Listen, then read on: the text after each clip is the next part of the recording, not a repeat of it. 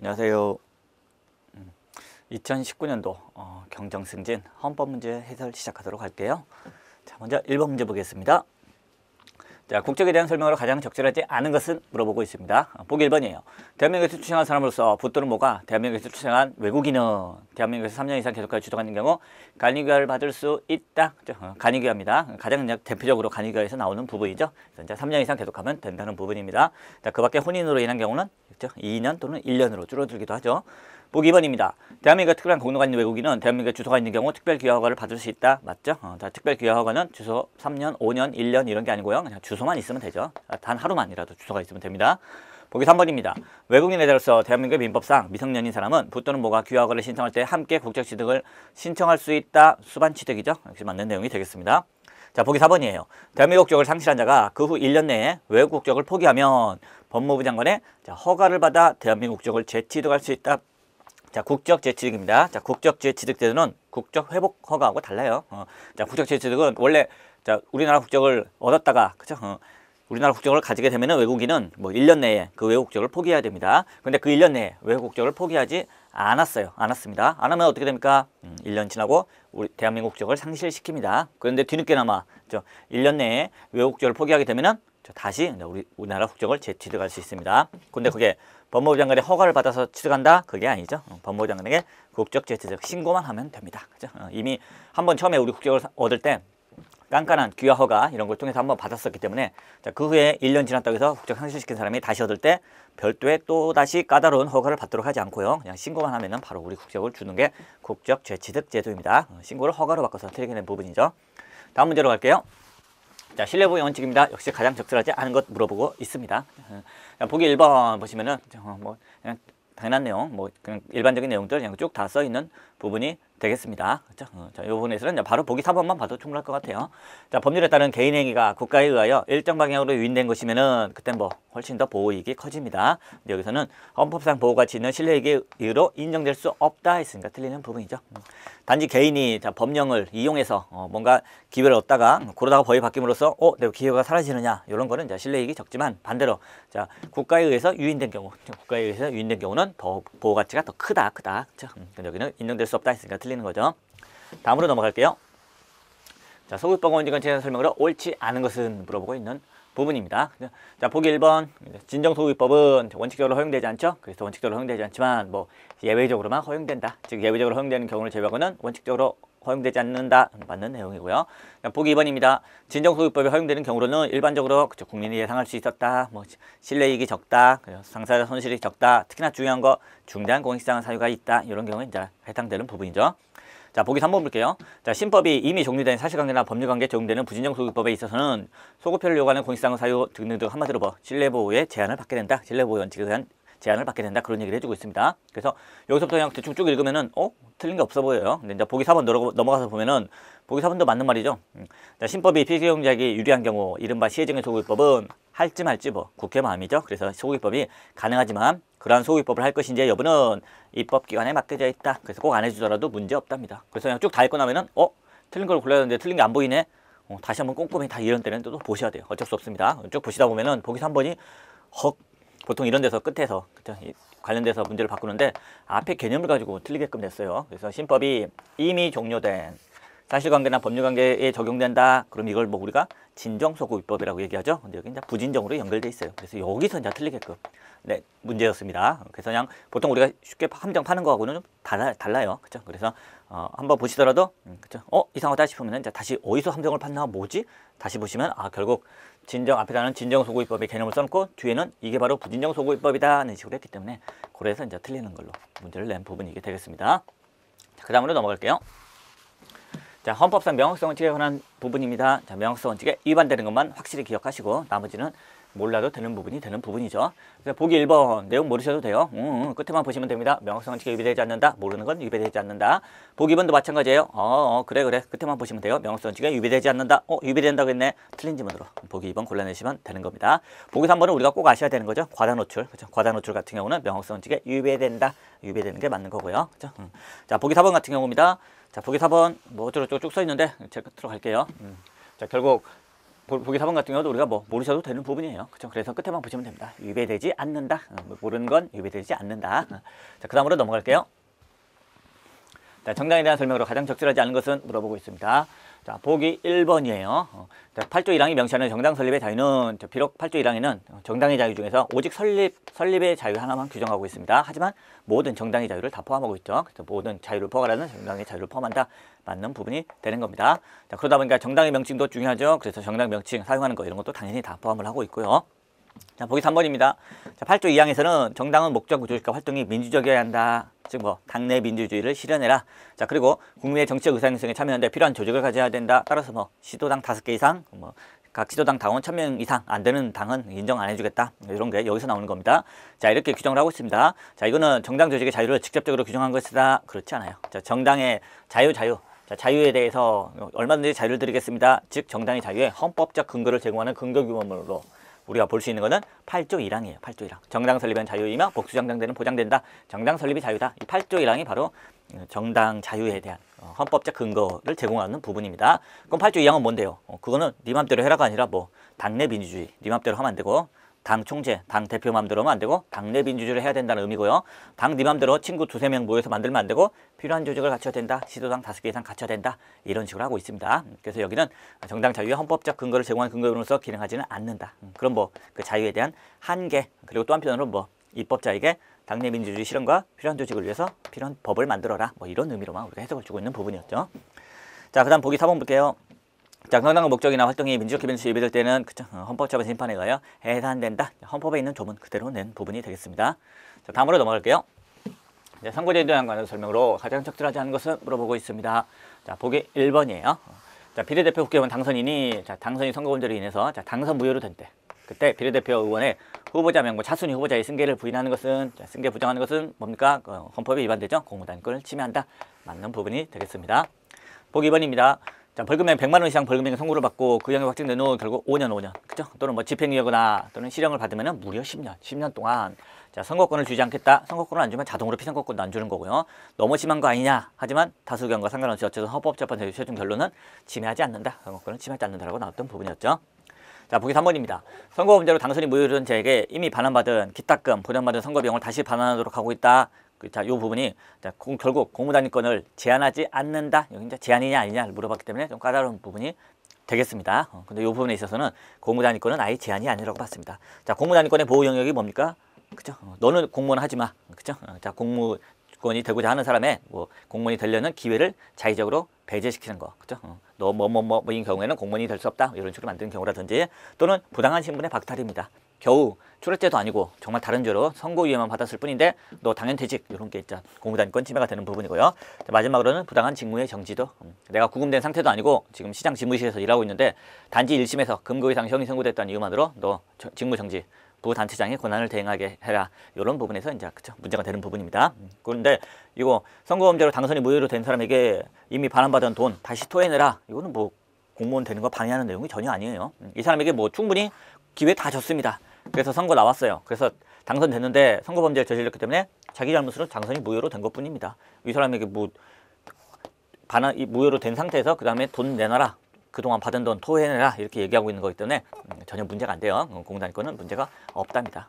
돈 관련된 부분을 하니까 뭐 재산권이 문제가 될 수도 있겠고요. 또는 뭐 이 당시에는 당선된 사람에게만 규제를 이렇게 하고 있었기 때문에 낙선된 자와 비교해서 평등권 침해 뭐 이런 게 이제 문제가 됐던 사안이죠. 어쨌든 이 사람 당선 무효로 된 사람에게 그동안 반환받은 기탁금, 선거비용 다시 내놔라 하는 부분은 이 사람이 공무원을 하는 데 있어서 방해되는 게 전혀 없어요. 그래서 제한조차 아니다 보시면 되겠습니다. 자, 그 다음 보기 4번이에요.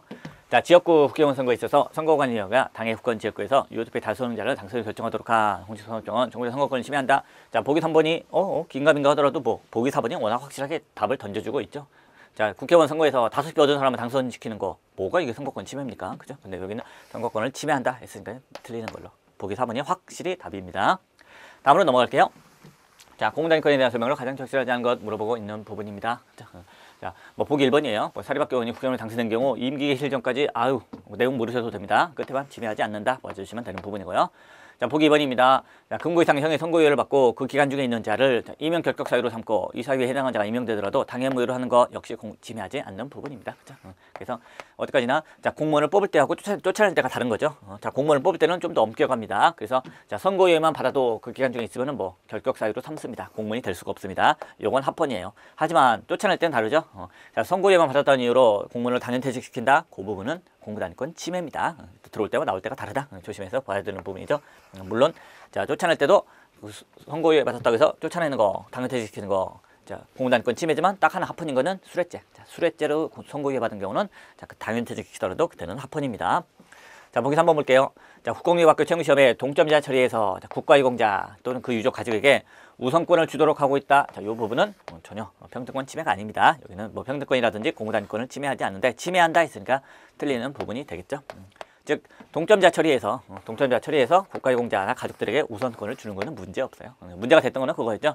국가유공자도 아니고 특히 국가유공자와 그 가족, 특히 가족, 국가유공자에게 가족에게 뭐 무려 10%의 가산점을 주는 부분, 그죠? 그 부분이 이제 헌법합치 결정에 나왔던 거고 그렇게 가산점을 10%나 많이 주는 거.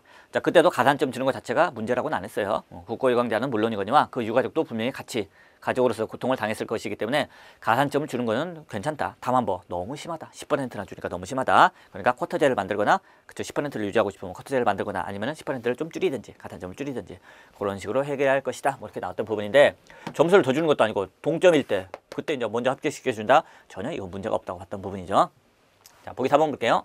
자, 지방자치단체장이 공수제기된 후 구금 상태에 있는 경우, 자, 이 사람은 구금 상태죠. 그러니까 뭐 직무를 수행할 수가 없어요. 자, 이때는 직무 정지하기에도 상관없습니다. 그래서 자, 부단체장이 그 권한을 대행하도록 한 부분 문제 없죠. 공무단위권을 침해하지 않는답니다. 다음으로 넘어갈게요. 자, 지방자치제도에 대해서 물어보고 있습니다. 가장 적절하지 않은 것 물어보고 있는 부분이죠.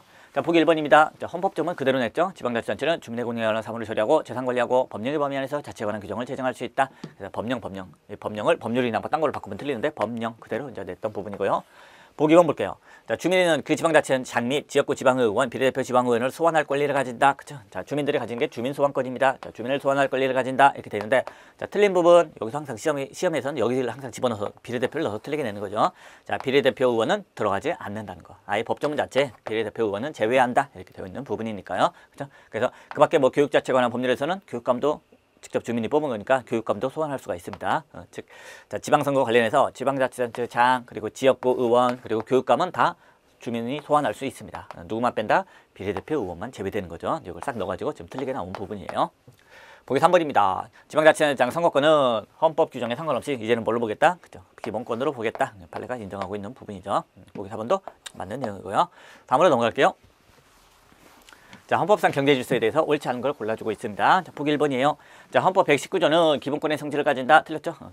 헌법 119조는 자, 경제질서, 우리나라 경제질서에 관한 일반 조항으로서의 성격만 가지고 있다. 이거 기본권 아니에요. 그렇기 때문에 자, 내가 직업의 자유도 침해당했고 헌법 119조도 위반한 거 아닙니까? 이것도 내 기본권 침해입니다. 이렇게 주장하면 헌법재판소가 직업의 자유 여부만 심사하겠습니다. 헌법 119조는 기본권도 아니고요. 그렇죠? 또 한편으로 헌법상 경제질서와 관련하여 위헌심사에 독자적인 기준이 된다고도 할 수 없다. 그래서 우리는 뭐 직업선택의 자유 여부만 심사하겠습니다. 이렇게 그냥 끝냈던 사안이죠.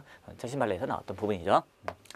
자, 그 다음에 이제 보기 2번 볼게요. 자, 국방상, 국민경제상, 긴전한 필요로 인하여 법률이 정하는 경우를 제외하고는 그쵸, 사용기업을 국유 공유로 이전하거나 경영을 통제 관리할 수 없다. 헌법조문이죠. 이것도 이제 자주 나오는 헌법조문이 되는 부분이죠. 그래서 자, 어디까지나 사용기업, 민간기업을 국가가 가져가거나 또는 경영을 하려면은 첫 번째 국방상, 국민경제상 긴전한 필요가 있을 것. 두 번째 법률이 정할 것. 이렇게 되어 있는 부분이죠. 물론 이 법률의 효력을 가지는 거 대통령의 긴급명령, 긴급재정 경제명령으로도 가능한 부분이고요. 어쨌든 법률 또는 법률과 동급인 걸로만 가능한 부분이죠. 보기 3번 볼게요. 헌법 119조 1항은 사유재산제도와 사적자치 원칙을 기초로 하는 것으로서 자유시장 경제를 기본으로 하고 있다. 맞는 부분이 되겠습니다. 그죠? 자, 자유시장 경제 질서를 기본으로 하고 있다. 여기까지 맞는 말이에요. 그죠? 자유시장 경제 질서만을 취하고 있다. 뭐 그렇게 하면 안 되겠지만은 자유시장 경제 질서를 기본으로 하고 있다. 이렇게 되는 거죠. 자, 그다음에 뒤에 이어지는 말은 뭡니까? 자, 플러스 그죠? 국민경제 등등등 뭘 위해서 그죠? 밑에 나 보기 3번 같은 내용 쭉쭉 그런 걸 위해서 결국 뭐 복지를 강조하다 보니까 결국 자유시장 경제 질서가 기본이지만 거기에 더 추가돼서 최종적으로 보다 사회적 시장 경제 질서를 취하고 있다. 뭐 이렇게 결론이 나는 부분이죠. 자, 보기 4번입니다. 역시 우리 헌법에 나와 있는 조문 내용 그대로를 나와 있다고 봐주시면 되겠습니다. 자, 다음으로 넘어갈게요. 이번에는 포괄임금 지원칙입니다. 자, 보기 1번이에요. 자, 헌법 75조 법률에서 구체적으로 범위를 정하여라 함은, 그죠? 하위법규의 내용, 그런 게 이제 누구라도 예상할 수 있어야 함을 의미한다. 맞는 내용이고요. 자, 보기 2번도 맞는 내용이죠. 얼마나 포괄적인지 아닌지 판단하는 그런 기준이 되겠습니다. 자, 보기 3번도 맞고요. 자, 보기 4번만 볼게요. 처벌법규의 유임은 법률에서 범죄 구성 요건, 처벌 범위를 구체적으로 규정하는 등, 자, 한계를 준수한 경우에도 죄형법정주의에 반한다. 틀리는 부분이죠.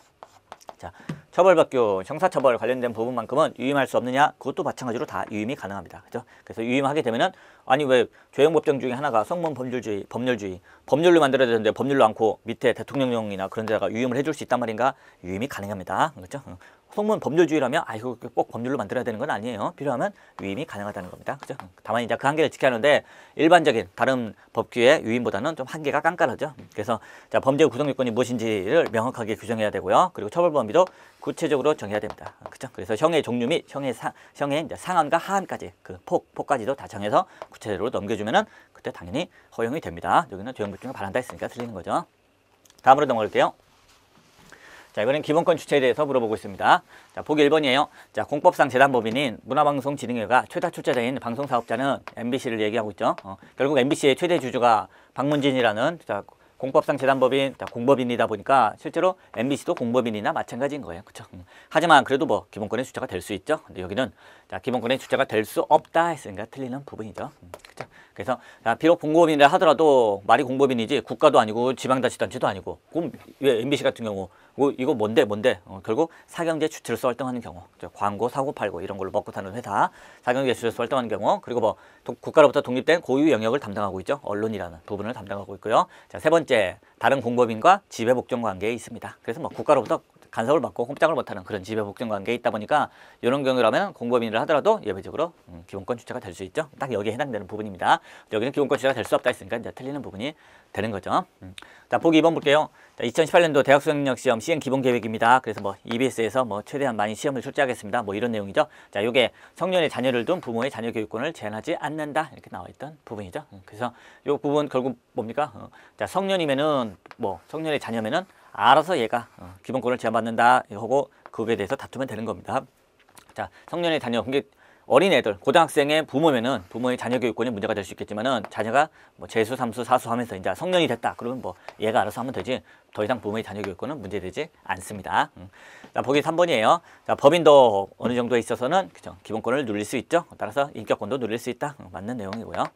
보기 4번입니다. 자, 태아도 생명권의 주체가 되는 부분이죠. 그리고 그 성장 상태가 보호 여부의 기준이 되어서는 안 된다. 맞는 부분이죠. 따라서 뭐 처음 3개월 동안에는 태아가 성장 상태가 적으니까 사람으로 보지 말아서 생명권 인정하지 말자. 하지만 뭐 후반 가면은 많이 성장했으니까 그때는 사람으로 봐서 그때만 생명권 주자. 이런 거 인정 안 해주죠. 태아면은 항상 다 성장 상태와 상관없이 생명권의 주체를 인정하고 있습니다.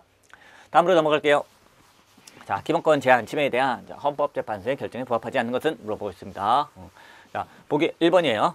자, 모든 음식점에서 금연구역으로 지정하고 있다. 지금 시행되고 있죠. 뭐 유연이 아니니까 시행되겠죠. 그래서 이제 침해하지 않는다라고 봐주시면 되겠습니다. 모르면 침해하지 않는다라고 봐주셔도 되고요. 보기 2번입니다. 자, DNA 감식 시로 채취영장 발부 과정에서 채취 대상자에게 자신의 의견을 밝히거나 또는 어떠한 불복할 수 있는 절차에 대해서 규정하지 아니하고 있다. 이 부분이 재판 청구권을 침해한다라고 나왔던 최신 판례죠. 여기는 재판 청구권을 침해하지 않는다 했으니까 이제 틀리는 부분으로 골라내시면 되겠습니다.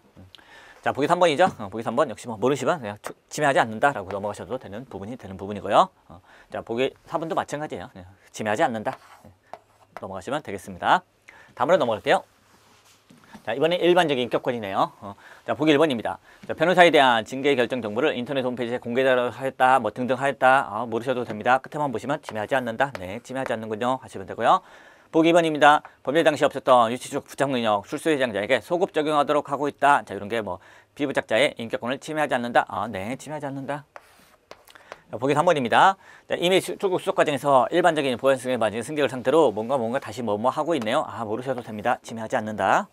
자, 보기 4번입니다. 상체승의 포승과 수갑을 채우고 별도의 포승으로 다른 수용자와 연승한 행위는 어쩌고저쩌고 모르셔도 됩니다. 끝에만 보세요. 침해하지 않는다. 침해한다고 되어 있네. 틀린 지문으로. 보기 4번 틀린 지문으로 골라내시면 되겠습니다.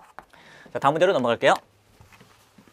자, 행복주거권입니다. 가장 적절한 것은 물어보고 있죠. 자, 이번에 문제를 잘 보셔야 돼요.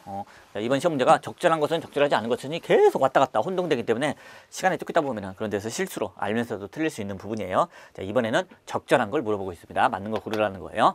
자, 보기 1번입니다. 형사재판 피고인으로 출석하는 수용자에 대하여 사법작용을 허용하는 이러한 법률을 준용하지 아니한 것은 무슨 말인가요? 사법작용을 허용하는 것을 준용하지 아니했다? 즉 사법을 못 잊게 했다는 소리예요. 자, 사법을 못 잊게 한 것은 행복주권을 침해하지 않는다? 침해하는 거죠. 침해하는 거죠. 그래서 이 부분은 수용자인 경우에는 형사재판이냐 민사재판이냐 이렇게 둘로 구별해서 우리가 조심해줘야 되는 부분이죠. 그래서 자, 수용자가 민사재판 받으러 나갈 때 그때 자, 사법작용을 못 잊게 한다. 즉 죄수복을 입고 가게 한다. 그거는 합헌입니다. 기본권 침해가 아니에요. 근데 수용자가 형사재판 나가는데 그때 사복을 못 입게 한다, 죄수복을 입게 한다, 그때는 유연입니다. 그죠? 그래서 행복주권도 침해하고요. 그 밖에 뭐 공정한 재판을 받을 권리 그런 거 다 침해가 되는 부분이죠.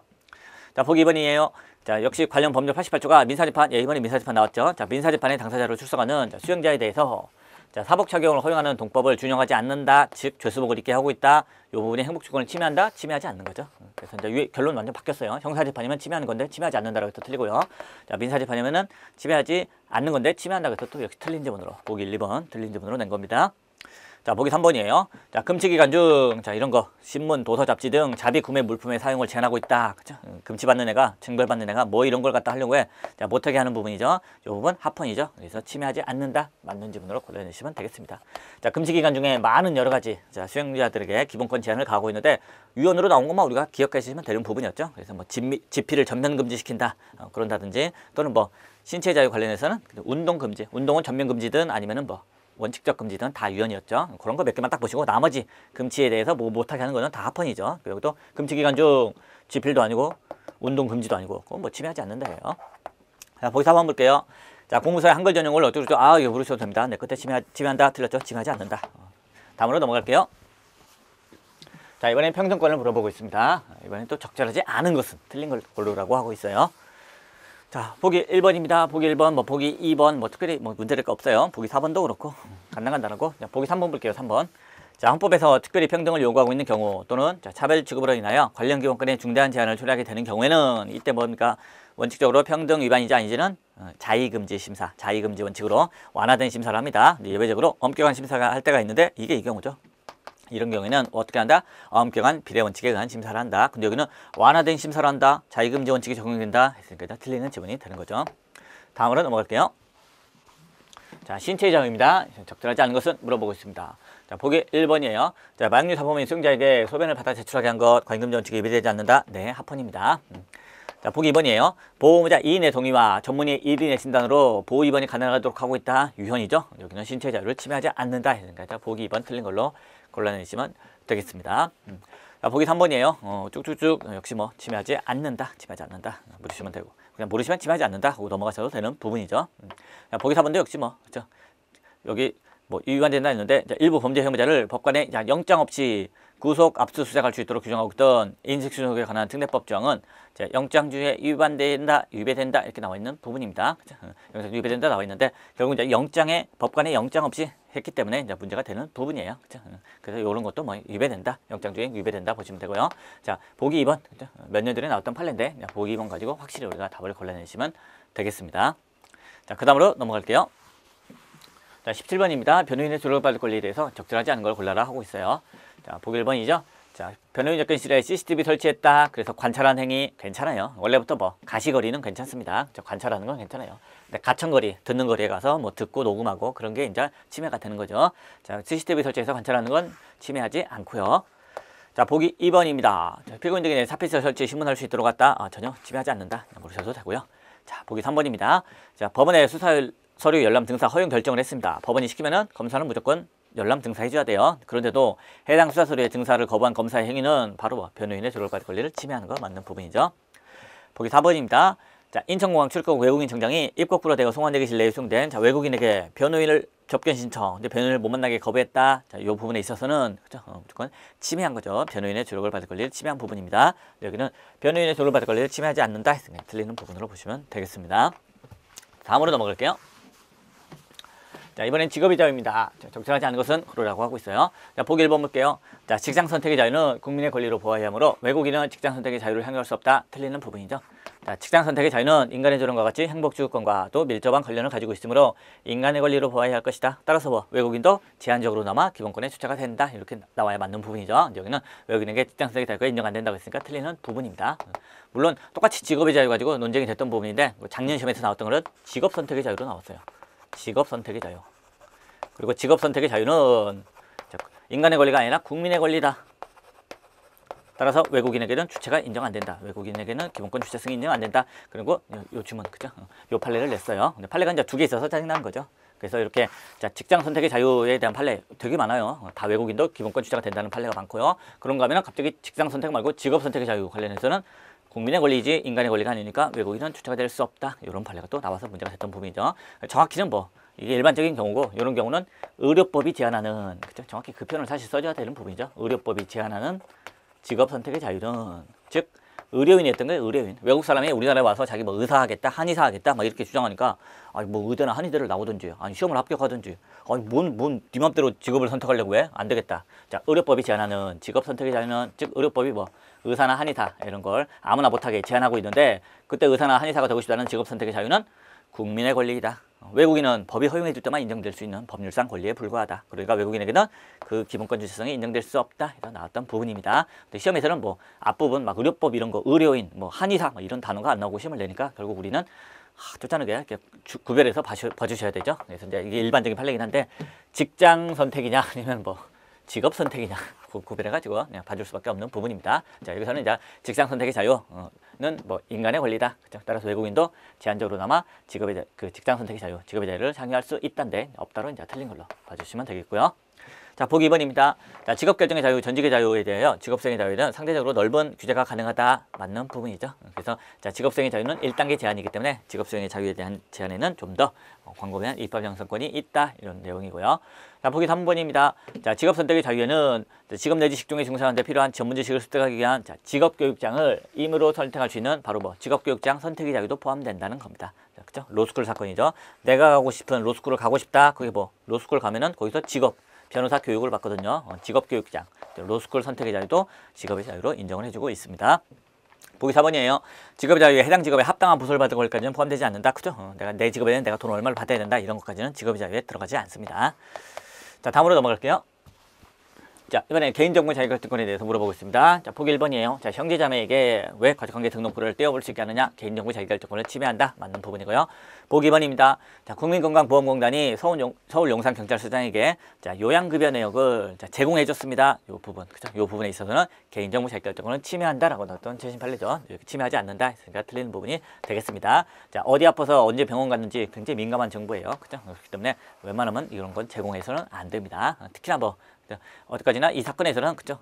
현재 범인이 어디에 있는지를 이미 뭐 위치 추적을 통해서 다 알아냈어요. 알아내는데도 불구하고 굳이 이제 이런 걸 따로 더 받았다는 점에서 개인정보 자기결정권을 침해한다라고 나왔던 부분이죠.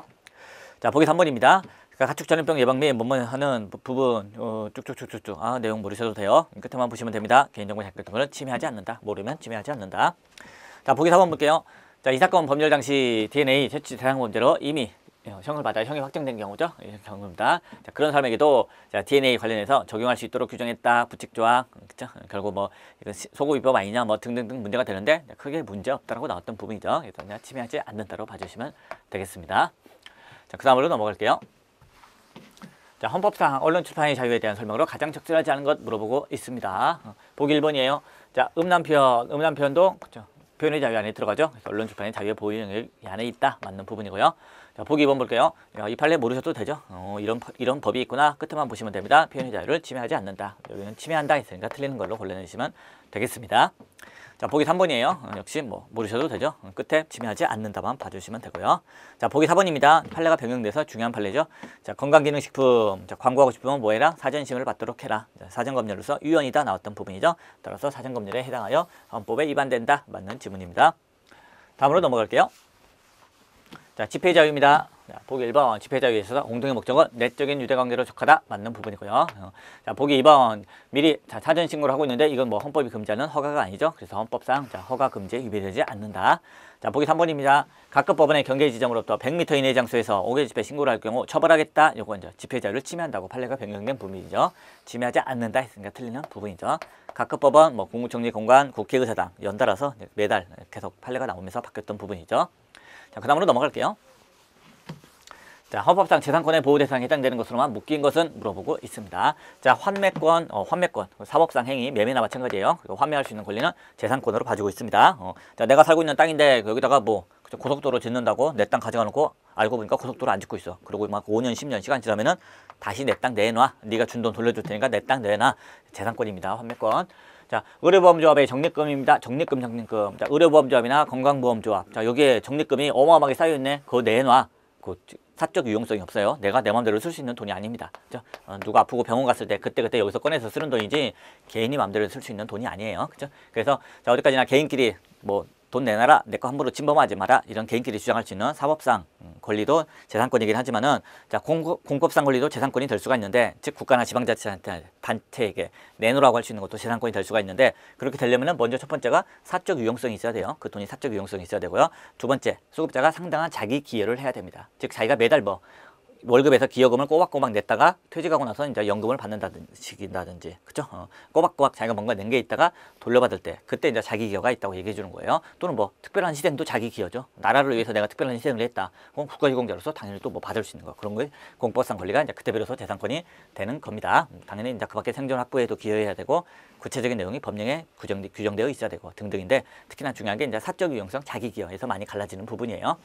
자, 상속권입니다. 상속권, 내 재산을 누구에게 어떻게 주겠다, 내가 물려받겠다, 당연히 재산권이에요. 재산권입니다.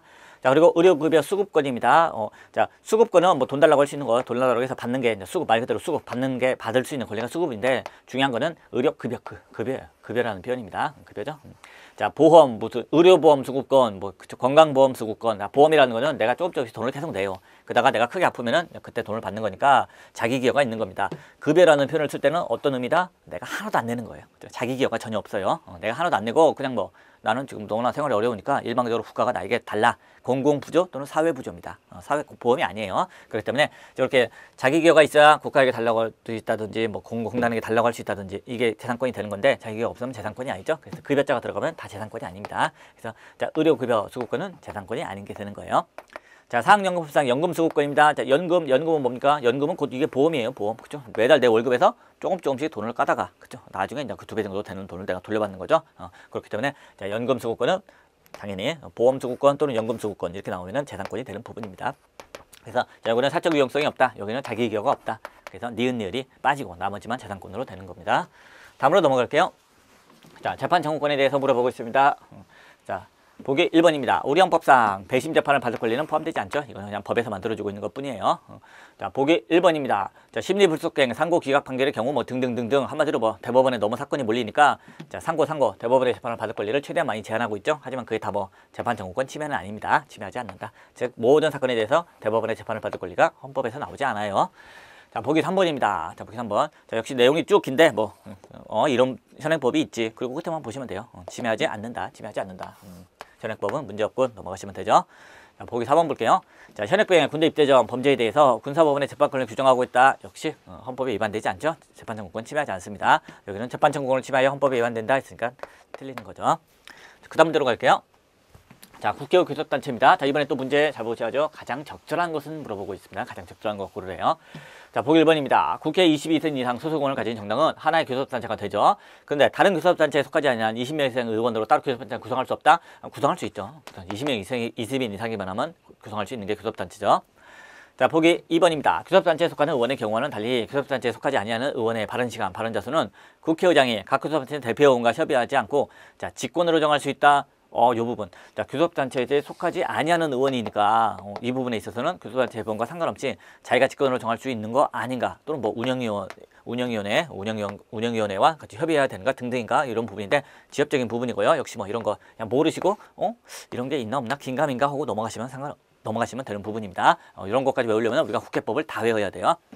보기 3번 볼게요. 정당 보조금을 지급함에 있어 정당의 의석수 비율, 득표수 비율을 함께 고려하는 이상, 자, 결국 이거 물어보는 거죠. 정당 보조금을 누구한테 많이 준다? 교섭단체한테 많이 주고 있다. 자, 교섭단체의 구성 여부를 기준으로 정당 보조금을 차금 지급하는 것은 뭐 평등 원칙에 위배되지 않죠. 근데 여기 위배되지 않는다. 맞는 거 고르라고 했으니까 이걸 고르시면 되는 부분이에요. 그래서 구체적인 국회법 규정을 모르더라도 판례만 중요한 판례들만 알고 있어도 볼 수 있는 부분이죠. 근데 보기 4번도 매우 중요한 판례죠. 당론과 다른 견해를 가진 소속 국회의원을 뭐 다른 상임위원회로 쫓아내는 거, 이거는 어디까지나 허용되는 부분이죠. 사실상 허용되는 정당의 정당이 할 수 있는 사실상 강제의 범위 안에 있다. 여기는 법률안 시민표율 권한을 침해한 것이다 했으니까 틀렸죠. 침해한 것이 아니다. 이 정도는 정당이 해도 된다. 이렇게 나왔던 부분이죠. 다음으로 넘어갈게요. 자, 입법 절차입니다. 역시 가장 적절한 것을 물어보고 있습니다. 그죠? 자, 보기 1번 볼게요. 자, 국회 상임위원회 위원장이 위원회를 대표해서 의안을 심의하는 권한은, 자, 이건 자기 거예요. 근데 여기서는 국회의장이 국회의 심의권을 상임위원회에 위양한 것이다. 그러니까 국회의장으로부터 위임된 것이다. 이렇게 얘기하고 있습니다. 네, 틀린 부분이죠. 자, 상임위원회 위원장이 위원회를 대표해서 하는 건 어디까지나 자기 거예요. 자기 거. 국회의장 게 아니에요. 상임위원장 겁니다. 따라서 여기 대해서 문제가 있으면은 권한쟁의 심판을 청구할 때는 누구를 대상으로 하면 된다? 상임위원회 위원장을 대상으로 하면 돼요. 근데 거기다가 국회의장까지도 권한쟁의 심판의 피청구인으로 대상으로 삼는다? 그건 안 된다는 겁니다. 그죠? 그러니까 그거랑 다른 거죠. 뭐 법안이 선포되었음을, 법안이 가결되었음을 선포합니다. 땅땅땅 두드리는 거는 비록 국회의장이 부의장이 두드렸더라도 국회의장 거예요. 국회의장으로부터 유인받아서 부의장이 두드렸을 뿐입니다. 자, 그때는 뭐 책임지는 건 어디까지나 국회의장이에요. 따라서 상대방은 국회의장을 상대로 해야 됩니다. 두드린 부의장을 상대로 하면 안 되고요. 여긴 달라요. 여기는 상임위원회예요. 상임위원회는 위원장 거예요. 위원장 거. 그렇기 때문에 두드린 사람이 위원장이면 위원장을 상대로만 권한쟁의 심판 청구하면 됩니다. 얘 거 넘겨받아서 한 거 아니야? 얘를 상대로 하겠다? 안 된다. 거기서 이제 나오는 부분이죠. 자, 보기 2번이에요. 국회에서 의결된 법률안의 조문, 자구수자, 법률안 체계 형식 등 정비가 필요한 경우, 그쵸? 이때는 뭐 의장이 알아서 고치면 되죠. 그래서 국회 유임 의결이 없더라도 국회의장은 그 내용 취지를 건드리지 않는 내에서 자구나 숫자 틀린 거 있으면 그걸 당연히 정리할 수 있는 부분이죠. 자, 보기 3번입니다. 의장은 안건이 어느 상임위원회 소관에 속하는지 명백하지 아니할 때는 각 교섭단체 대표원과 협의하여 상임위원회에 회부하되, 자, 협의가 이루어지지 아니할 때는 의장이 소관 참여를 결정한다. 그렇죠. 자, 어느 안건이 상임위원회 소관에 속하는지 명백하지 아니한다 하면은 각 교섭단체 대표원과 협의한다. 그렇지 않죠. 그래서 대표원과 협의하지 않고요. 뭐 국회 운영위원회와 이제 협의해서 결정을 하도록 하고 있는 부분으로 틀리게끔 냈습니다. 자, 그 다음에 보기 4번 볼게요. 자, 무제한 토론을 하려는 경우에는 제적은 3분의 1 이상이 찬성한 서명한 요구서를 의장에게 제출하여야 됩니다. 맞죠? 제적 3분의 1이 필요합니다. 자, 그리고 무제한 토론의 동결 동의는요. 무제한 토론은 이제 끝냅시다 하는 거 역시 제적 3분의 1이면 되는 부분이고요. 자, 동결 동의는 동의가 제출된 때부터 24시간 지나는데 제적은 과반수 찬성한다.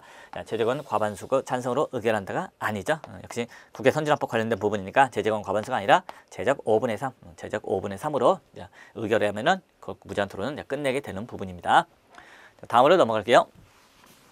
자, 가장 적절하지 않은 것 물어보고 있습니다. 예산과 재정에 대해서. 자, 보기 1번이에요. 자, 정부는 법령에 따라 국가가 지급하여야 하는 지출 발생 증가 뭐 등등 변경할 때는 그때 할 수 있는 게 추가 경정 예산입니다. 그리고 국회에서 추가 경정 예산이 확정되기 전에 이를 미리 배정하거나 집행할 수 없다. 그렇죠? 그러면 뭐 국회의 권한을 무시하는 거죠. 자, 보기 2번입니다. 자, 국회의원이나 정부가 세입 예산 부수한 법률을 발의하거나 뭐 하는 경우에서 세입 예산 부수 법률안 여부를 표시하고요. 국회의장은 자, 이 의견을 들어서 부수 법률안으로 지정한다. 그래서 이제 돈이 들어가는 거 안 들어가는 거 이제 구별을 해주고 있다. 가볍게 보시면 되고요. 자, 보기 3번입니다. 국회는 정부의 동의를 얻어 자, 정부가 제출한 지출 예산 각하의 금액을 증가하거나 새로운 비목을 설치할 수 있다. 맞는 부분입니다. 왜? 헌법에는 이거 살짝 바꿔서 뒤집어서 규정이 돼 있죠. 그래서 자, 국회는 정부의 동의를 얻지 않는 한 정부가 제출한 지출 예산 각하의 금액을 증액하거나 새로운 비목을 설치할 수 없다. 이렇게 헌법에는 돼 있어요. 그러니까 그거 바꾸면은 이렇게 되는 거죠. 동의를 만약 얻었다면 그때는 할 수 있다는 거죠. 증액할 수도 있고 새로운 비목을 설치할 수도 있는 부분입니다. 자, 보기 4번이에요. 자, 정부는 예측할 수 없는 예산 외의 지출 또는 예산 초과 지출을 충당하기 위하여 이게 이제 비상금이죠. 비상금. 자, 비상금은 자, 전체 예산 총액의 100분의 1로 예비비로 비상금을 이렇게 만들고 있습니다. 그죠? 근데 이 부분은 이거 가지고 찾아내시면 되죠. 뭐 공무원의 보수 인상을 위한 인건비 충당을 위하여 예비비 사용 목적을 지정할 수 있다. 이 부분은 틀린 걸로 생각하시면 되겠습니다. 왜? 비상금 뭐 갑자기 뭐 지진이 일어났다든지 그죠? 뭐 재난이 발생했다든지 등등 그런 데 쓰려고 비상금을 가져온 건데 인건비 충당을 위해서 쓰면 안 되겠죠. 이런 건 미리미리 예산으로 따로따로 준비를 해야 되는 부분이 되는 거죠. 그 다음으로 넘어갈게요. 자, 국회 및 국회의원에 대한 설명으로 가장 이번에 적절한 것은 고르라고 하고 있네요. 자, 보기 1번입니다. 국회의원이 지역구에서 선출되더라도 지역구 이익보다는 국가 전체의 이익을 우선하여야 한다. 그렇죠?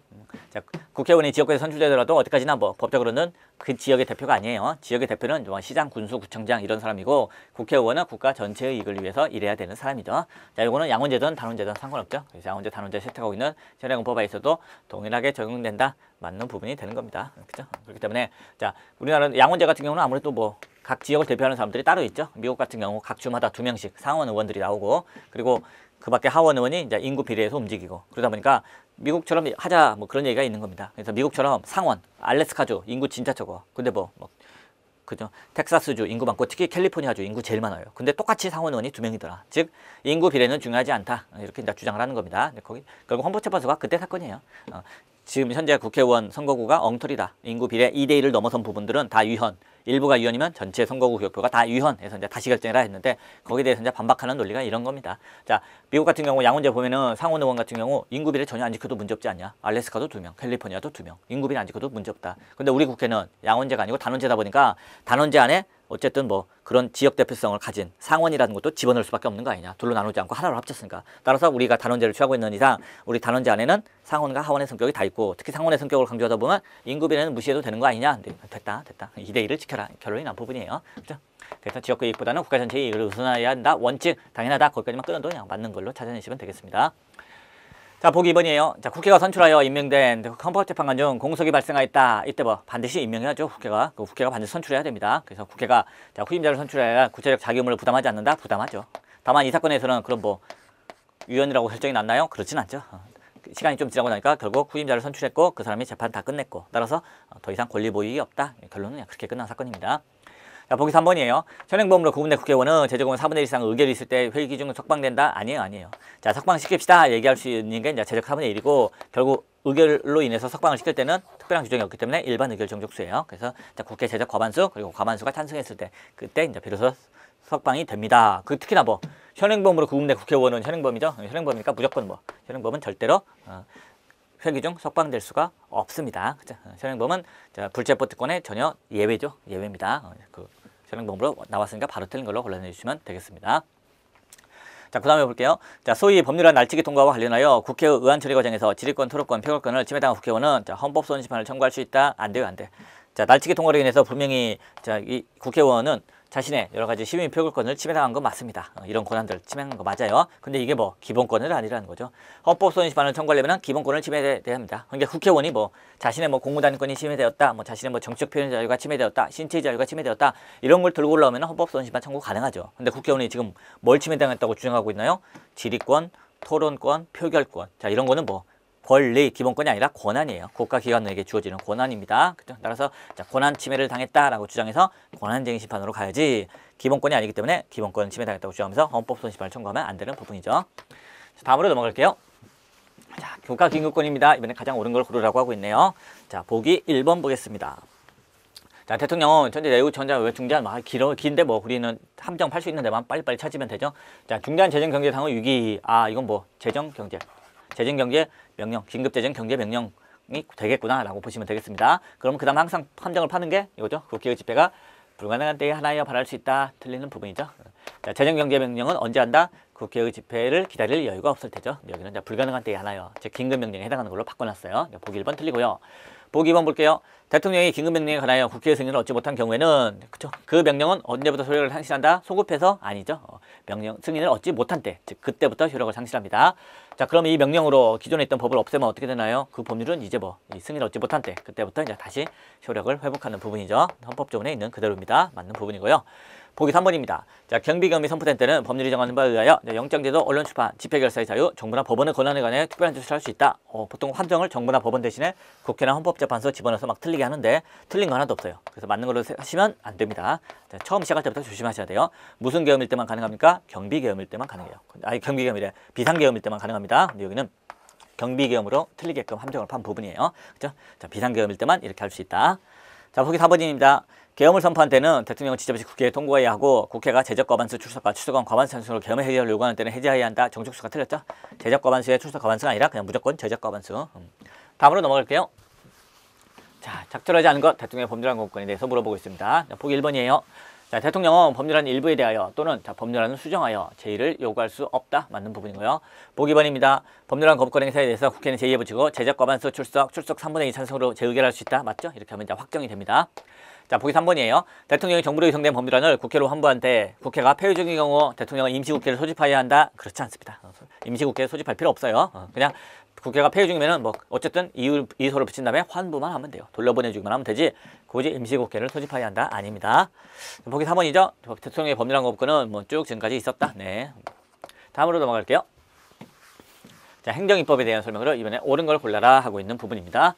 보기 1번이에요. 포괄이익 금지 원칙은 그쵸? 원칙적으로 행정입법에 대해서 적용하고 어디 웬만한 거 행정 관련돼서 쭉 다 적용되는데 여기는 적용 안 되죠.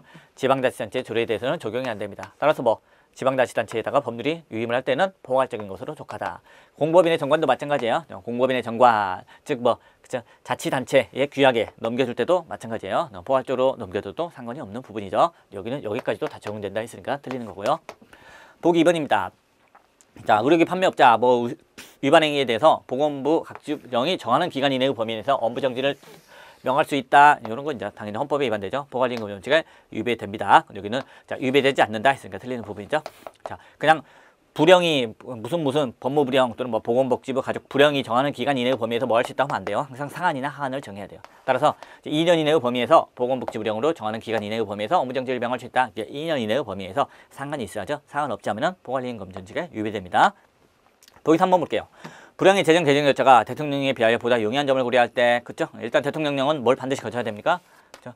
헌법 개정안, 그 밖에 뭐 조약안, 법률안 뿐 아니라 대통령령안도 국무회의 심의 반드시 거쳐야 돼요. 근데 얘네들은 그런 거 없어. 불령이나 총리령은 굳이 국무회의 심의 거쳐라라는 건 안 써있죠. 훨씬 더 편합니다. 입법 예고에 있어서도 훨씬 차이가 있고요. 그래서 어쨌든 자, 불령의 재정 개정 절차가 대통령령에 비하여 훨씬 더 쉽다는 겁니다. 따라서 대통령령이 법률에서 위임받은 사항을 전혀 규정하지 아니하고 그대로 불령에 재위임한다. 백지 재위임 허용되지 않죠. 허용되지 않는다. 맞는 부분이 되겠습니다.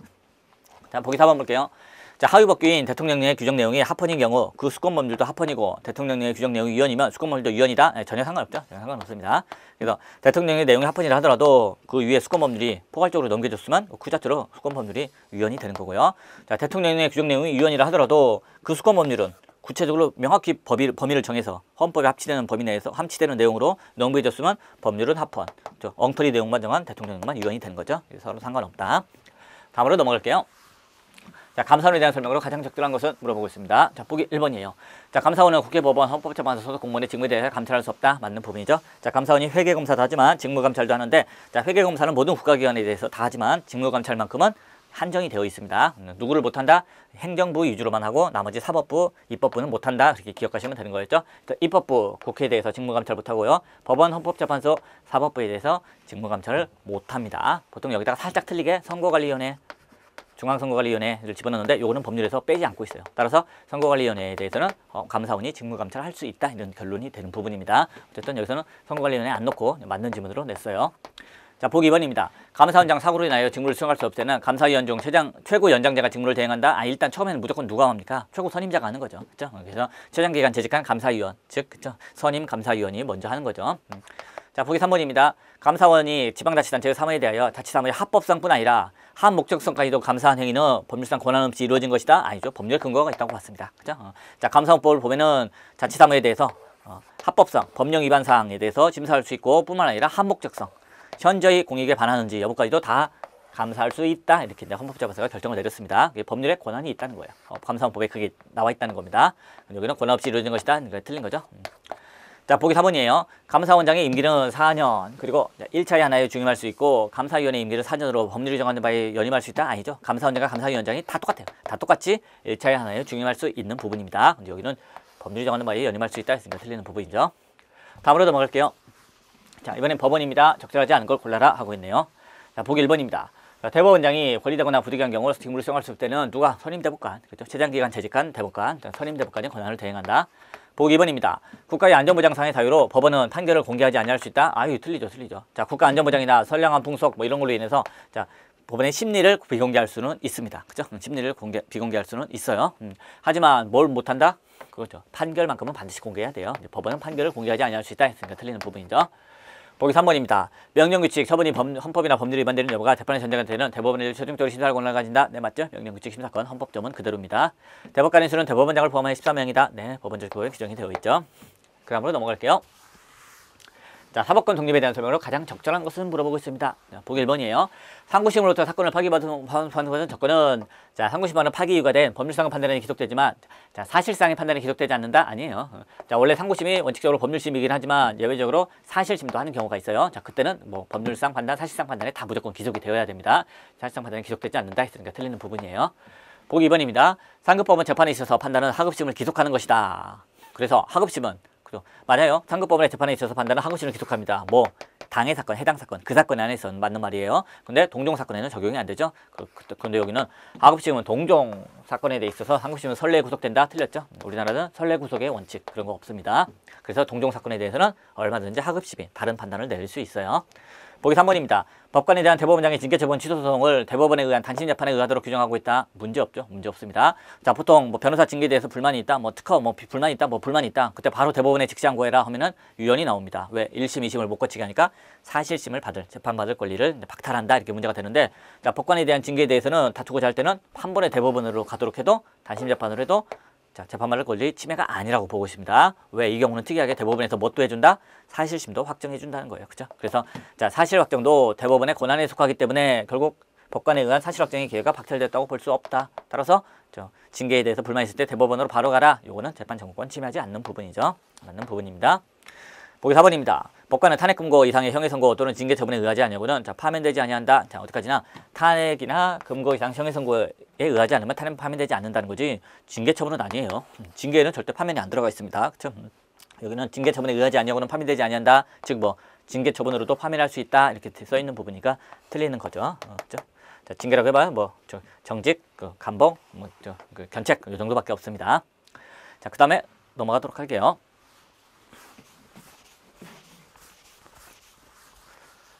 자, 헌법재판에 관한 설명으로 가장 적절한 것은 물어보고 있습니다. 자, 보기 1번이네요. 자, 위헌법률 심판, 헌법소원 심판, 권한쟁의 심판은 서면 심리에 의하고 아니죠, 있죠. 자, 서면 심리에 의하는 것은 뭡니까? 유언 서면, 서면, 유언 서면, 유언 서면, 유언 서면, 유언 서면.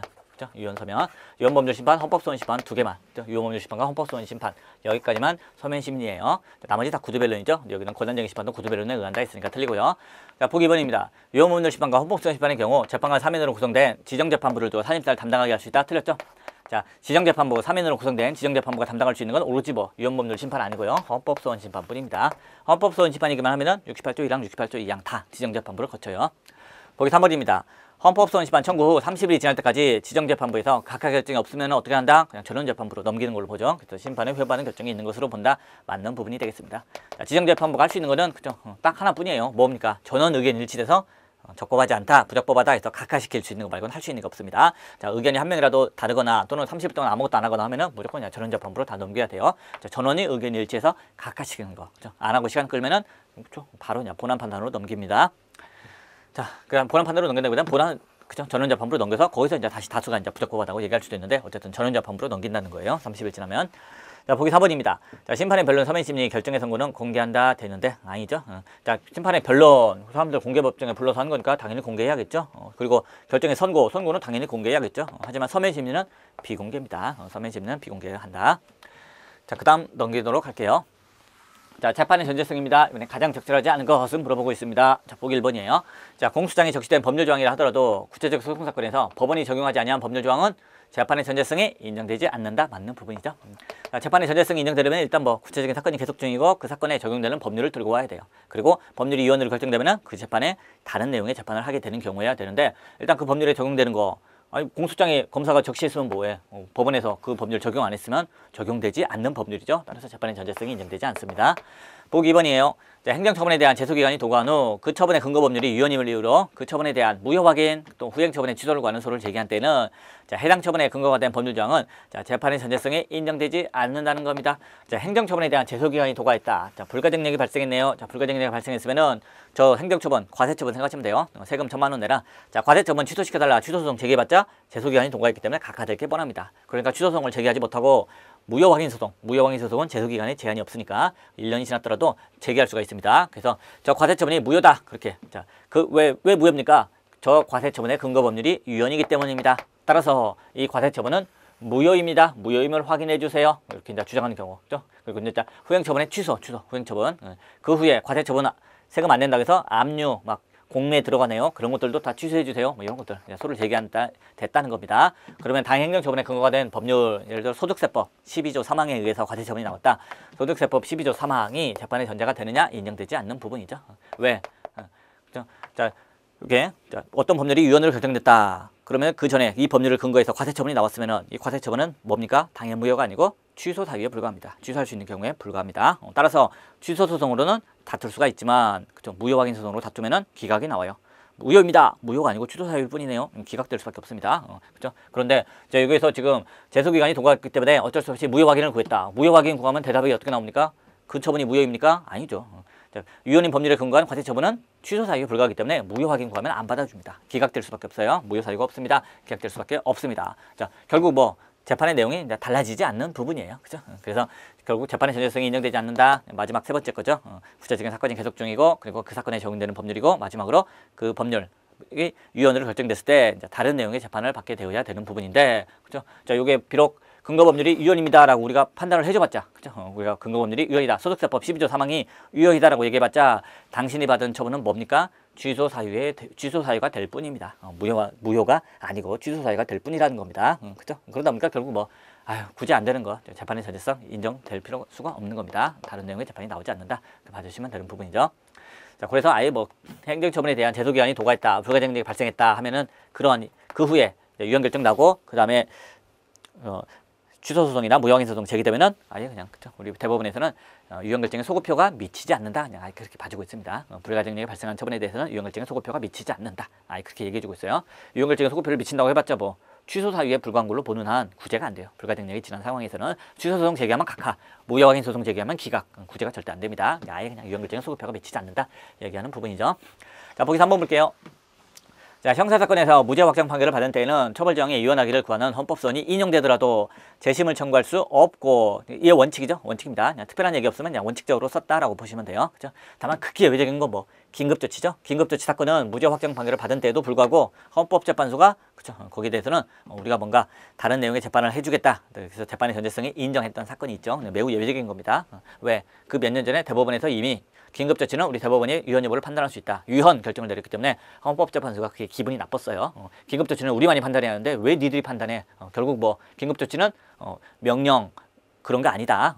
뭐 법률이나 마찬가지다. 법률은 대법원이 손 못 대고 우리만이 위헌이지 아닌지 판단할 수 있다. 그러니까 긴급조치는 위헌이다 판단하고 싶은데 이미 저쪽에서 긴급조치 위헌이고 뭐 등등 관련된 사건에서 무죄 판결을 다 해버렸어.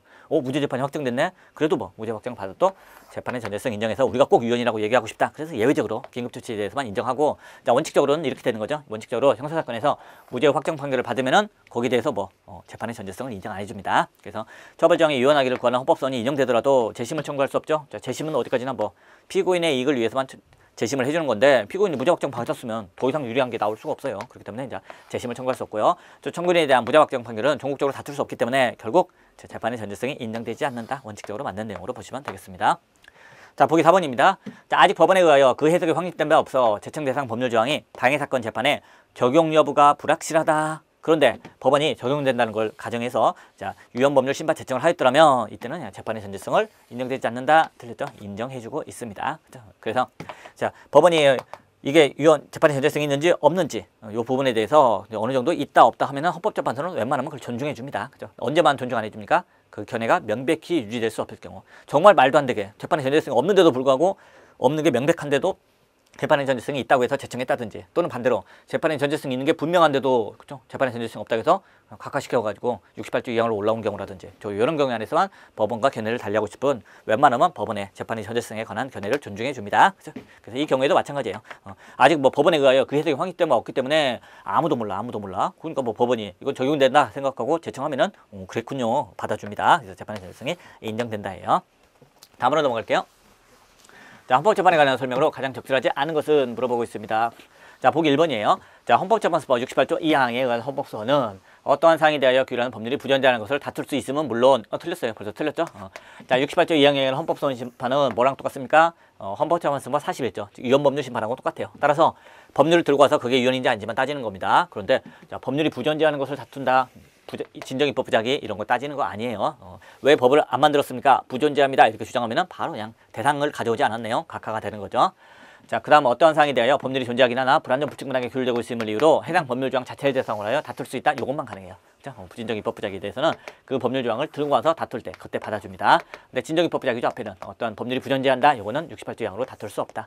자, 법률이 부존재한다는 것을 다투는 거, 진정입법 부작위를 다툴 수 있는 건 오로지 하나 68조 1항 뿐이에요. 68조 1항은 대상이 공권력의 행사뿐 아니라 공권력의 불행사도 되기 때문에 이 공권력의 불행사가 바로 입법 의무, 자기 의무가 있는데도 부작위 있을 때 이때는 이제 68조 1항으로 진정입법 부작위를 다툴 수 있습니다. 68조 2항으로 진정입법 부작위를 다툴 수 있다. 틀린 거예요. 보기 2번 보겠습니다. 자, 호주가 사망한 경우 등등등 내용은 모르셔도 돼요. 그리고 뭐만 보시면 됩니다. 관습법. 자, 관습법이 68조 2항 헌법소원입법의 대상이 되냐 안 되냐? 된다죠. 대상이 된다라고 봐주시면 되겠습니다. 자, 문제에서도 다툼이 있는 경우는 뭐에 따르라? 헌법재판소 판례에 따라라 이렇게 되어 있는 부분이죠. 자, 법원은요, 대법원은요 안 된다고 보고 있어요. 대법원은 법률과 관습법은 완전히 다르다. 관습법은 우리 법원이 해석을 통해서 이게 관습법이구나 아니구나 우리가 확정해 주는 거기 때문에 이거는 우리가 그냥 결정하면 끝나는 거지 헌법재판소까지 갈 필요도 없다. 따라서 자, 관습법은 68조 2항에 헌법소원심판의 대상이 되지 않는다는 게 대법원의 입장이지만 헌법재판소는 달라요. 관습법이든 법률이든 똑같다. 다 법률의 효력을 가지니까 68조 2항 헌법소원심판의 대상이 된다. 이렇게 봐주고 있죠. 보기 3번 볼게요. 자, 범죄 후 양벌 규정에 면책 조항이 추가되는 형식으로 피고인에게 유리하게 법률이 개정된 경우에는 자, 이때 당해 사건에는 신법이 적용되고 당해 사건에 적용되지 않는 국법은 재판의 전제성을 상실하게 된다. 맞는 부분이에요. 그죠? 그래서 양벌 규정, 형사처벌 조항에 있어서 면책 조항이 추가된다. 한마디로 자, 피고인에게 유리하게 법률이 개정됐습니다. 이러면 특별히 부칙에서 종전 행위는 종전 규정에 따른다. 이렇게 하지 않는 이상은 무조건 유리한 게 적용되는 거예요. 그렇죠? 유리한 게 적용됩니다. 따라서 당해 사건에는 유리한 신법이 적용돼요. 그러면은 당해 사건에는 국법은 적용되지 않죠? 재판의 전제성을 없답니다. 재판의 전제성이 없는 거예요. 국법은. 재판의 전제성은 구체적인 사건이 계속 중에 그 사건에 적용되는 법률을 들고 오세요. 이 재판의 전제성이죠. 국법은 적용되지 않는 거니까 재판의 전제성이 없다. 맞는 부분입니다. 보기 4번이네요. 자, 법원이 법률의 유효 여부 심판을 헌법재판소에 제청한 때에는 자, 당해소송 사건의 재판은 헌법재판소 유효 여부 결정일 때까지 정지된다. 그리고 정지되는 게 원칙이죠. 자, 다만 급한 건 할 수 있죠. 법원이 긴급하다고 인정하는 경우에는 전국재판의 소송 절차를 진행할 수 있다. 증거조사 같은 거 맞는 부분이죠. 자, 그 다음으로 넘어갈게요. 자, 헌법소원의 청구기한에 대한 설명으로 가장 적절한 것은 물어보겠습니다. 자, 보기 1번. 이른바 진정입법 부작위에 대한 헌법소원 심판은 자, 진정입법 부작위 공권력의 불행사죠. 공권력의 불행사입니다. 왜 이런 법을 만들어야 되는데 만들지 않았느냐. 자, 여기에 대한 헌법소원 심판은 공권력의 불행사가 계속되는 한 청구기한의 제한을 받지 않는다. 맞는 부분이죠. 자, 공권력의 불행사가 계속되는 한 계속해서 기본권 침해가 있는 거기 때문에 청구기간 어디서부터 기본권 침해를 받은 날로부터 90일, 1년 이런 거 의미가 없어요. 계속 침해받고 있기 때문에 청구기간 제한이 없습니다. 보기 2번입니다. 법령에 대한 헌법소원에 있어서 아직 법령에 의해 기본권 침해가 발생하지 않았으나 장래 그 침해가 확실히 예상되어 기본권 침해의 현재성 요건을 예외적으로 충족한 경우, 그죠? 자, 원칙적으로 기본권 침해는 현재 침해하고 있어야 되는 게 원칙이에요. 하지만은 아직 침해하고 있지는 않지만은 앞으로 침해될 게 너무나 확실하다 싶으면은 지금 그냥 침해된 걸로 봐가지고 지금 헌법소원 심판 청구에도 받아주겠습니다. 이렇게 예외를 인정해주죠. 이렇게 기본권 침해 현재성 요건을 예외적으로 충족한 경우입니다. 이건 이제 상황 성숙성 이론이다 이렇게 얘기하는데 자, 이 다음에 기본권 침해가 없더라도 청구기간이 개시된 것이다. 틀리죠. 이 부분이 틀립니다. 옛날 판례는 이렇게 봤는데 이제 판례가 바뀌었어요. 판례가 바뀌어가지고 상황 성숙성 이론은 어디에만 적용한다? 현재성 요건을 완화시켜줄 때만 적용하는 거예요. 만약 청구기간에다가 상황 성숙성 이론을 집어넣게 되면은 부작용이 생기죠. 기본권 침해가 아직 없었는데 기본권을 현재 침해당한 걸로 봐주고 있으니까 기본권 침해된 날로부터 1년 할 때 지금부터 날짜를 세겠다. 그럼 청구기간이 너무 일찍 시작합니다. 따라서 나중에 헌법소원 심판 청구하려고 할 때 청구기간이 도과된 경우가 너무 많아요. 그래서 이제 청구인들 국민을 보호해주기 위해서 현재성 요건은 완화시켜주기 위해서 상황 성숙 이론을 가져오겠지만 청구기간에다가 상황 성숙 이론을 집어넣으면 청구기간이 너무 단축된다. 따라서 여기는 적용하지 않겠다. 헌법재판소 입장이죠. 여기는 기본권 침해 없더라도 현재성 요건을 갖췄을 때 청구기간이 개시된다. 이게 틀리는 거죠. 보기 3번 볼게요. 자, 법령이 어떤 규제를 시행하면서 그 유예기간을 둔 경우 자, 유예기간이 경과함으로써 비로소 기본권 침해가 발생한다. 그렇지 않다고 봤습니다. 그죠? 따라서 자, 노래방 학교 근처에서 노래방 다 철거하세요. 노래방 다 치우세요. 1년간 유예기간 줄 테니까 1년만 더 영업하고 자, 1년 후에는 다 치우세요. 그러고 나니까 1년 후 치워야 될 때 그때부터 날짜 90일 1년을 세겠다? 안 돼요. 그렇죠? 자, 법령이 어떤 규제를 시행하면서 유예기간을 둔 경우 법령 시행하는 순간 그때부터 이미 날짜가 시작이 됩니다. 따라서 유예기간 다 끝나고 나서 1년 지나고 나서 헌법소원 심판 청구하려면은 청구기간 도과로 각하가 되는 사건입니다. 자, 따라서 법령에 대한 헌법소원 청구기간은 유예기간이 종료한 때부터 기단한다. 틀려요. 유예기간이 종료한 때부터가 아니라 이 법이 그냥 시행되는 순간부터 그때부터 바로 청구기간이 시작이 됩니다. 이 부분은 국민의 권리구제에 오히려 반대죠. 상대방 입장에서는 사실 유예기간이 있으면 지금 내 기본권 침해 안 당한다 생각할 수도 있는 부분인데 어쨌든 이때는 이렇게 해석해주고 있습니다. 따라서 유예기간 지나고 나서 헌법소원 심판 청구하면 이미 날짜가 다 끝나서 구제를 안 해주고 있습니다. 자, 보기 4번 볼게요. 자, 기본권 침해를 사유로 하는 헌법소원심판의 청구기간은 결국 원칙적으로 그 사유가 있으면 날부터 60일 아니죠? 90일이죠. 사유가 있은 날부터 180일 아니죠? 1년이죠. 1년입니다. 따라서 60일, 180일은요. 권한쟁의 심판의 청구기간이죠. 그걸 살짝 바꿔서 지금 틀리게 낸 거예요. 자, 그 다음에 헌법재판소 68조 2항의 헌법소원심판의 청구기간은 위헌본조 심판, 재청 지정을 기각하는 결정을 자 통지받은 날로부터 30일 이내이다. 이 부분은 맞는 부분이죠. 그렇죠? 그러니까 앞에 기본권 침해를 사유로 하는 헌법소원심판은 뭔 얘기입니까? 권리구제형 헌법소원심판 68조 1항 헌법소원심판을 이렇게 표현해 준 거예요. 기본권 침해를 사유로 하는 헌법소원심판. 자, 다음으로 넘어갈게요. 자, 이번에 헌법소원심판을 대상에 해당되는 것을 모두 고른 것은 물어보고 있습니다. 자, 기억이에요, 기억. 자, 예산이죠. 자, 예산자 들어가는 건 다 뭡니까? 예산자 들어가는 건 예산 다 공권력 행사가 아니죠. 국가기관 내부의 행위에 불과한 겁니다. 국민의 구속력이 없어요. 따라서 예산 당연히 공권력 행사 아닙니다. 헌법소원심판의 대상이 아니고요. 자, 니은입니다. 검찰 수사관이 피의자 신문에 참여하면서 피의자 옆에 앉으려고 한 변호인에게 피의자 뒤에 앉으라고 요구한 행위, 요게 바로 권력적 사실행위로서 헌법소원심판의 대상이 되는 공권력 행사가 맞죠. 그래서 요건 뭐 유연이라고까지 결론이 나온 부분이죠. 일단 우리가 문제 풀었을 때 유연이다라는 결론, 유연이다라는 판례는 꼭 기억을 하셔야 되고요. 유연이다라는 판례가 나왔다는 거는 뭡니까? 유연이다. 본안 판단을 다 해서 유연이라고까지 결정이 나온 거예요. 본안 판단을 했다는 거는 뭐 무슨 권리보호이익, 뭐 헌법소원의 대상, 뭐 보충성 다 통과했다는 말입니다. 그렇죠? 그렇기 때문에 자, 유연으로 나온 판례에 대해서 그 앞부분 가지고 자, 요게 뭐 헌법소원심판의 적법 요건 갖췄느냐 못 갖췄느냐, 그렇죠? 보충성 갖췄느냐, 뭐 대상을 갖췄느냐, 뭐 등등 물어보면 무조건 다 갖춘 거로 생각하시면 됩니다. 갖췄으니까 다 통과해서 마지막 유연까지 결정이 나온 거죠. 이런 것도 마찬가지예요. 그렇죠? 변호인 뒤에 앉으라 요구한 행위 유연이다 결정이 나왔죠. 그 뭐 요게 다 헌법소원심판의 대상이면서 보충성 원칙, 권리보호이익 다 통과했기 때문에 유연으로 나온 거예요. 디귿입니다. 자, 서울 용창경찰서장이 국민건강보험공단에게 요양급여내에게 제공을 요청한 행위입니다. 이거 조심하셔야 돼요. 서울 용산경찰서장 나오고 국민건강보험공단 나오고 요양급여 내용 나오고 이거 개인정보 자격 같은 건 침해. 내가 이거 유연 외웠어. 제공을 요청한 행위도 그럼 당연히 헌법소원심판의 대상이 되겠지. 틀립니다. 그래서 요거 조심하셔야 될 부분이죠. 여기서 유연이라고 결정했던 건 뭘 유연으로 결정했냐면은 얘한테 정보를 제공해준 행위, 요양급여 내역을 제공해준 행위, 요게 유연이라고 나왔어요. 여기서 얘한테 달라고 요구한 거는요. 요거는 뭐 사실조회 신청인데 법적인 강제력이 없어요. 형사소송법이나 경찰관 징계집행법에서 자, 사실조회할 수 있도록 돼 있는데 그거는 여기서 그냥 무시하면 그만입니다. 따라서요. 자, 경찰서장이 자, 보험공단에게 요양급여 내역의 제공을 요청한 행위는 단순한 사실조회 행위에 불과합니다. 공권력 행사가 아니에요. 요거는 아닙니다. 아니에요. 그렇죠? 하지만 여기서 거기에 응해서 딱 준 거, 요게 이제 유연이라고 결정이 난 거예요. 그렇죠? 조심하셔야 되는 부분입니다. 자, 그 다음에 이제 니을이에요. 자, 판사의 DNA 감식시로 채취영장 발부입니다. 자, 요거는 왜 헌법소원심판의 대상이 안 된다고 할 수밖에 없느냐? 판사의 영장 발부도 재판이에요. 재판입니다. 재판은 뭐 원칙적으로 헌법소원심판의 대상이 안 됩니다. 그죠? 헌법소원심판에서 제외시키고 있어요. 자, 재판이 예외적으로 헌법소원심판의 대상이 되는 경우는 헌법재판소에서 유연이라고 얘기했는데도 그 유연으로 결정된 법률을 적용함으로써 국민의 기본권을 침해했을 때 그때만 극히 예외적으로 재판의 헌법소원심판의 대상이 되는 거고요. 원칙적으로 판사가 하는 무슨 뭐 영장 발부라든지 이런 모든 재판은 다 헌법소원심판의 대상이 안 됩니다. 그러니까 지금 되는 거 니은 하나 나왔고요. 자, 미음입니다. 미음도 돼요. 자, 공정거래위원회의 심사 불개시 결정 및 심의 절차 종료 결정입니다. 이거 뭐랑 똑같나요? 그렇죠? 검사한테 저놈 처벌해달라 했더니 검사가 불기소 결정하는 거랑 똑같아요. 그죠? 자, 공정거래위원회에다가 자, 저놈들이 독과점하고 있으니까 뭔가 제재를 가해달라, 조사해달라. 농장 심사 불개시 결정, 심의 절차 종료 결정. 검사의 불기소 처분과 마찬가지로 자, 공권력의 행사가 되는 부분입니다. 자, 비읍이에요. 자, 교육인적부 장관의 교육부 장관의 대학 중장들에 대한 학칙 시정 요구, 이것도 이제 공권력 행사로 봐서 헌법소원심판의 대상이 된다고 봤죠. 자, 학칙 시정 요구가 그냥 형식적으로만 보면은 지도, 권고, 조언, 행정 지도에 불과한 것처럼 보이지만은 규제적, 구속적 성격이 강하더라. 자, 규제적, 구속적 성격이 강한 행정 지도는 공권력 행사가 맞다. 그래서 그때 이제 언급되는 대표적인 판례가 되겠습니다. 그래서 이제 결국 헌법소원심판의 대상이 된 걸 모두 골라라. 그럼 이제 니은, 미음, 비읍 고르면 되는 부분이에요. 다음으로 넘어갈게요. 자, 보충성 요건입니다. 가장 적절하지 않은 걸 골라라 하고 있네요. 자, 보기 1번입니다. 자, 방송통신위원회의 설치 및 운영을 한 법률 조항에 근거한 자, 방송통신 심의위원회의 시정요구입니다. 자, 시정요구. 아까 교육부 장관의 대학 총장들에 대한 시정요구와 마찬가지로 이것도 규제적 구속적 성격이 강해요. 공권적 행사 맞습니다. 자, 시정요구는 서비스 제공자 등에게 통지금을 부과하고 있고 이에 따르지 않는 경우 해당 정보의 취급정지 거부라는 법적 조치가 내려질 수 있다. 따라서 이런 시정요구는 뭐다? 공권력 행사는 맞습니다.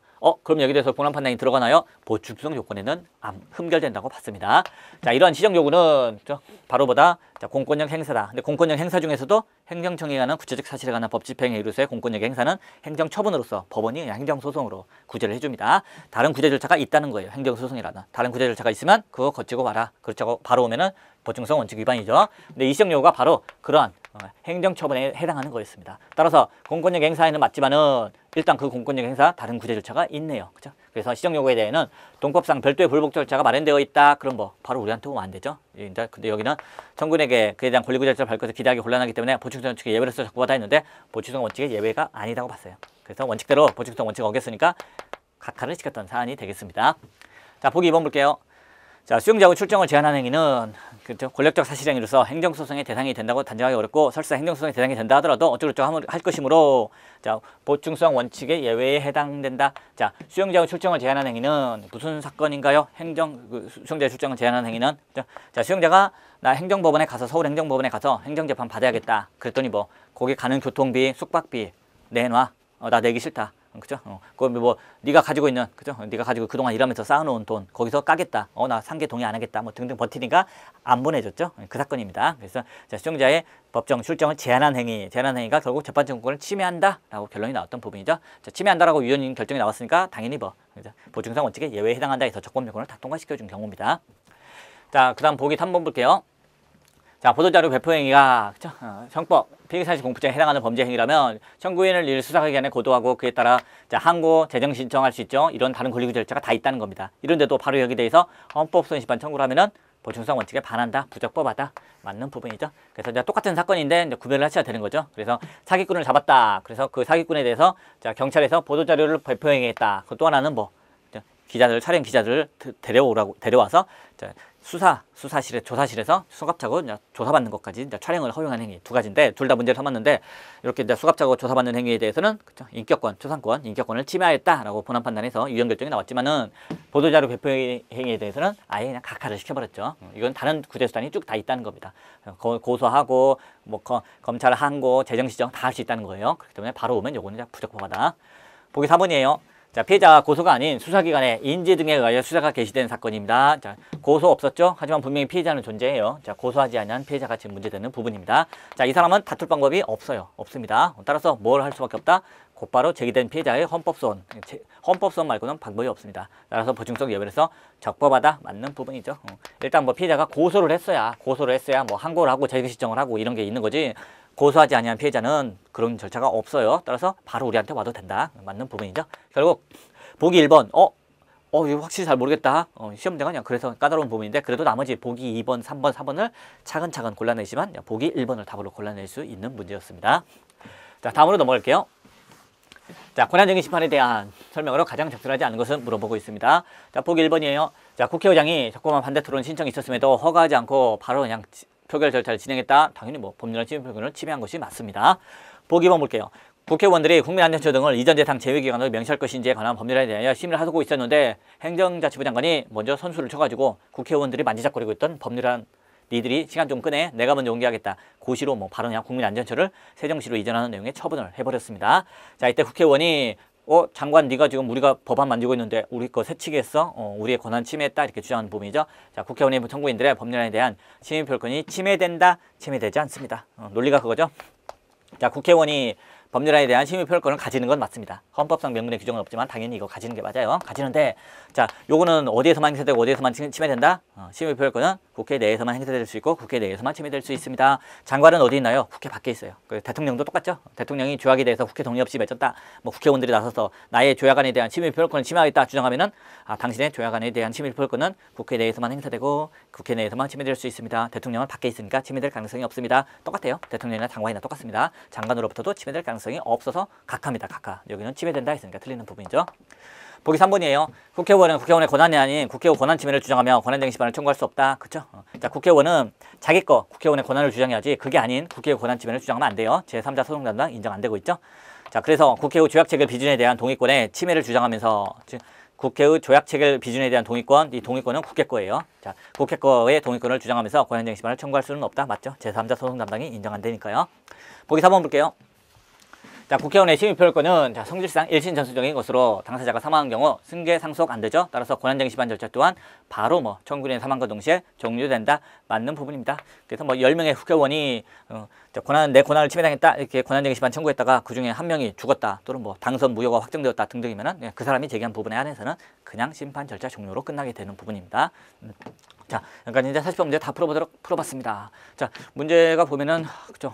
그렇게 뭐 어떻게 보면 쉽다면 쉽다고 볼 수 있고 어렵다면 어렵다고 볼 수 있는데 그렇게 이제 쉬운 편은 아닙니다. 일단 시간 안배도 중요한 부분이고요. 그리고 가장 적절한 거냐, 적절하지 않은 거냐 이런 거 골라야 되는 부분도 잠깐 잠시 시간이 쪼개다 보면 큰일 날 수 있는 부분이기도 합니다. 그리고 자, 우리가 공부하다 보면은 헌법에 있는 모든 판례, 그 어마어마한 판례를 다 공부할 수는 없어요. 그렇기 때문에 보기 역시 1, 2, 3, 4 중에서 뭐 모르는 게 나오더라도 당황하지 않고 풀 수 있는 거 그런 게 이제 필요하다고 볼 수 있겠습니다. 그래서 나머지만 가지고도 답을 골라낼 수 있도록 이렇게 우리가 평소에도 연습을 많이 하셔야 되는 부분입니다. 자, 이상으로 마치겠습니다.